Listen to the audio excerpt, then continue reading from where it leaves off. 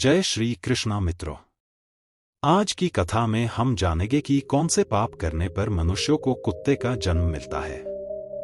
आप सभी से निवेदन है कि कहानी को संपूर्ण सुने।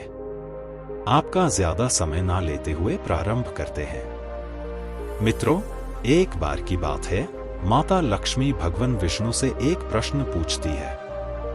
हे प्रभु, धरती पर पाप बहुत बढ़ गया है, क्या इसे रोकने का कोई उपाय नहीं है? तो भगवान विष्णु बोले, हे देवी, मनुष्य जो पाप कर रहे हैं उन पापों का प्रायश्चित उन्हें अगले जन्म में करना पड़ेगा। माता लक्ष्मी ने पूछा, प्रभु वे कैसे? भगवान विष्णु बोले, देवी आओ एक कहानी से समझाता हूँ। मित्रों, कहानी शुरू करने से पहले लाइक, शेयर और सब्सक्राइब कर दीजिए। तो भगवान विष्णु बोले, किसी नगरी में भीम प्रताप नाम का राजा राज्य करता था। राजा के दो बेटे थे। राजा बहुत दयालु और दानवीर थे। एक दिन राजा अपनी कक्षा में सो रहे थे। राजा बहुत गहरी नींद में थे। अचानक वहां एक कुत्ता आ जाता है और जोर जोर से भौंकने लगता है। राजा की नींद भंग हो जाती है। राजा थोड़ी देर रुकते हैं और फिर सो जाते हैं, लेकिन कुत्ता और जोर जोर से भौंकने लगता है। राजा उसे कुत्ते से बहुत परेशान हो जाते हैं और बहुत जोर से द्वारपाल को पुकारते हैं और कहते हैं, बाहर जो कुत्ता जोर जोर से भौंक रहा है उस कुत्ते को रोटी या कुछ खाने को दे दो, वह चुप हो जाएगा। लेकिन उसे कुत्ते को मारना मत, इतना कहकर राजा फिर सोने चले जाते हैं। द्वारपाल कुत्ते को रोटी डाल देता है और वहां से भगा भी देता है। अगले दिन कुत्ता और जोर जोर से वहीं पर आकर भौंकने लगता है। राजा फिर द्वारपाल को कहकर उसे कुत्ते को खाना खिलाने को कहते हैं और द्वारपाल उसे कुत्ते को खाना रोटी देकर भगा देते हैं। यही घटना तीसरे दिन भी घटती है।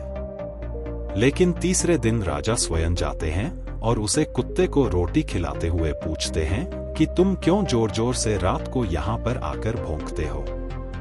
कोई समस्या है तो तुम मुझे बता सकते हो? तो कुत्ता बोलता है, महाराज, आज जब मैं खाने की तलाश में घूम रहा था तो आपके बड़े बेटे ने मुझे सिपाही से कहकर बहुत पिटवाया और यह घटना हर रोज होती है महाराज। राजा अपने बड़े बेटे पर बहुत क्रोधित होते हैं और उसको सबक सिखाने के लिए उसके कक्षा की तरफ बढ़ते हैं। बड़े बेटे की कक्षा में पहुंचने के बाद महाराज बड़े बेटे से पूछते हैं कि क्या तुमने इस कुत्ते सिपाही से कहकर पिटवाया? तो बड़ा बेटा साफ साफ मना कर देता है। तू राजा सच में पड़ जाता है कि मेरा बेटा सच बोल रहा है या कुत्ता? थोड़ी देर सोचने के बाद राजा अपने बेटे पर विश्वास कर लेते हैं और कुत्ते को तुम झूठ बोल रहे हो बोलकर भगा देते हैं। इतना कहकर राजा सबको सोने के लिए कहते थे। बाद में दूसरे दिन राजा का बड़ा बेटा फिर से कुत्ते को सिपाही से कहकर पिटवाता है और खुद भी पिता है। यह प्रसंग हर रोज होता है तो कुत्ता हर रोज मार खाकर बहुत परेशान हो जाता है और वहां उसे राज्य को छोड़कर जाने का फैसला कर लेता है। हर रोज मार खा खाकर कुत्ते के शरीर पर बहुत जख्म और निशान हो जाते हैं। कुत्ता हर रोज मार खाकर परेशान हो जाता है। तो कुत्ता राज्य छोड़कर जा रहा होता है। तभी महाराज भी वहां से गुजर रहे होते हैं। महाराज देखते हैं कि कुत्ते के शरीर पर बहुत जख्म और निशान है। महाराज वहां रुकते हैं और कुत्ते को पूछते हैं कि तुम्हारे शरीर पर यह जख्म और निशान कैसे? तो कुत्ता दुखी होकर बोलता है, महाराज, मैंने आपको बोला था कि आपका बड़ा बेटा मुझे रोज पीटता है। इतना बोलकर कुत्ता जोर जोर से रोने लगता है। कुत्ते को रोता देख महाराज समझ जाते हैं कि यह कुत्ता सच बोल रहा है। महाराज अपने बेटे पर बहुत क्रोधित होते हैं। एक तो उसने झूठ बोला और दूसरा उसने कुत्ते को मारकर एक बहुत बड़ा पाप किया। महाराज गुस्से से लाल हो जाते हैं। महाराज कुत्ते को समझते हैं कि आप कहीं मत जाइएगा, आप मेरे साथ चलिए और मेरे बेटे को जो सजा देनी है वह आप ही दीजिए। कुत्ता महाराज के साथ राज्य में पहुंच जाता है।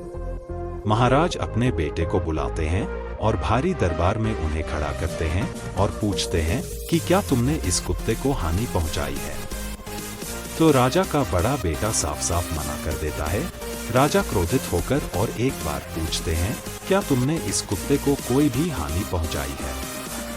लेकिन मूर्ख बेटा और एक बात साफ साफ मना कर देता है। तो राजा कुत्ते को दरबार में बुलाते हैं और उनके बड़े बेटे के बाजू में खड़ा होने को बोलते हैं और कुत्ते से पूछते हैं कि क्या मेरे बेटे ने आप पर जाति की है। कुत्ता बोलता है, जी महाराज, राजकुमार ने मुझे सिपाहियों से पिटवाया और बाद में खुद भी उन्होंने मुझे मारा।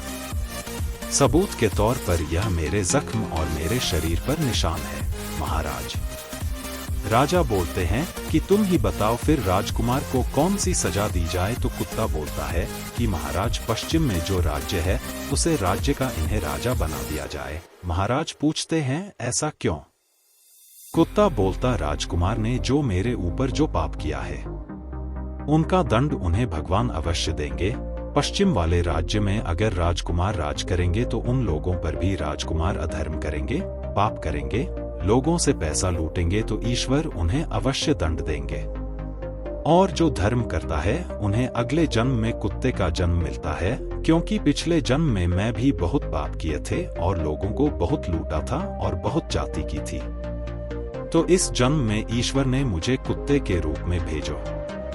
मैं इस रूप में आने से पहले ईश्वर से पूछा कि है प्रभु मुझे दूसरा कोई रूप दे देते, लेकिन कुत्ते का ही क्यों एल?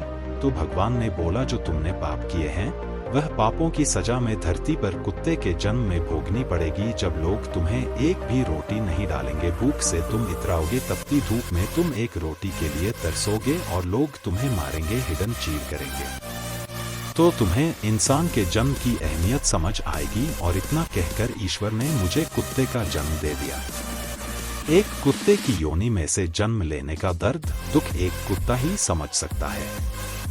इतना कहकर कुत्ता वहां से चला जाता है।